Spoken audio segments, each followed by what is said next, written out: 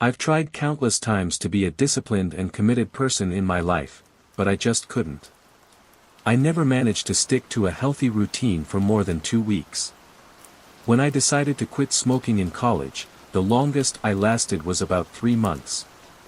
When I tried to completely cut down my social media usage, especially Instagram, more than 3 years ago, I couldn't hold out for more than a week. Over the past few years, I've learned many things about myself, but the strangest realization was that I don't like commitment. The thing I hate the most is forcing myself to do something just because it's the right thing to do or because some book says so. Now, after all these years, I can confidently say that I still don't like commitment. Yet, I've been a non-smoker for over 11 years. I've been working out regularly for the past 2 years. I've maintained a healthy diet about 80% of the time. I read and learn every day. And I've reduced my social media usage from 15 hours per week to just 5 hours, even though I'm a content creator, and part of my job involves being on social media. So, what helped me achieve all this? It definitely wasn't commitment.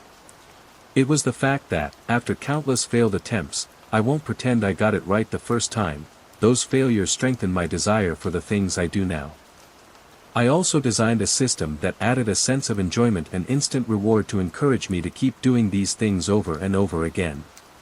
Through my experience, I discovered that the most disciplined person is actually the one who enjoys what they do the most because they have a strong motive. They find pleasure in the process. They receive an immediate reward after taking action. Before recording this episode, I explored what people were saying about discipline. I came across some useful advice, but most of it was just terrible. The worst advice I heard was, to be disciplined, you must put your emotions aside or completely ignore them. This is illogical, scientifically incorrect, and impossible to apply. Discipline is the result of a strong harmony between logic and emotion. There's no such thing as operating on logic alone or emotion alone. If you're struggling to stay committed to something for a long time, it's likely because you don't have a strong enough motive. You see it as work and can't find any enjoyment in it. You don't see immediate results from your efforts. But don't worry, there's a solution to all of this, and you're about to learn it. First, we need to agree on something very important. If you struggle with discipline and sticking to something for a long time, that's just a symptom of a much deeper problem. The real problem is that you haven't found a strong enough motive to keep going, and you lack a structured approach that gives you the 2 things you need to start and stay consistent. Enjoyment. Instant reward. Let me take it even further and say this. If you're struggling with commitment, you're actually fine. Yes, you heard that right. That's actually proof that the part of your brain responsible for instincts and natural drives is working perfectly. That part of the brain is naturally impulsive, free-spirited, and rebellious.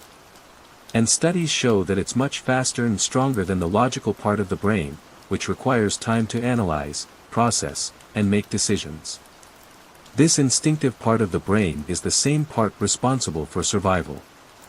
That's why it reacts quickly and automatically to signs of pain and pleasure, safety and danger, whether in your external environment or your internal world, your thoughts and emotions. So, when does the problem actually start? The problem begins when we lose the ability to influence this powerful part of the brain. Or worse, when we create plans that conflict with it, using only logic and ignoring emotion. When that happens, it feels like pushing a mountain, exhausting yourself while getting nowhere. Dr. Steve Peters, a specialist in mental health and brain function, wrote a book called The Chimp Paradox, where he explains this idea perfectly. He states that the reason we struggle to live the life we truly want is that inside our brains, there's a powerful system operating in a way that most of us don't understand and don't know how to influence. That's why, when I wanted to talk about discipline and commitment, I couldn't just rely on my personal experience. That would only apply to 1 in 10 or even 1 in 100 people.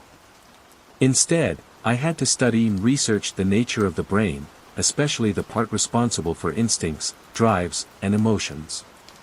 Because if we can learn how to redirect the energy of this powerful system in the right direction, while using logic and planning in a way that aligns with how the brain works, we'll stop working against ourselves and start making real progress.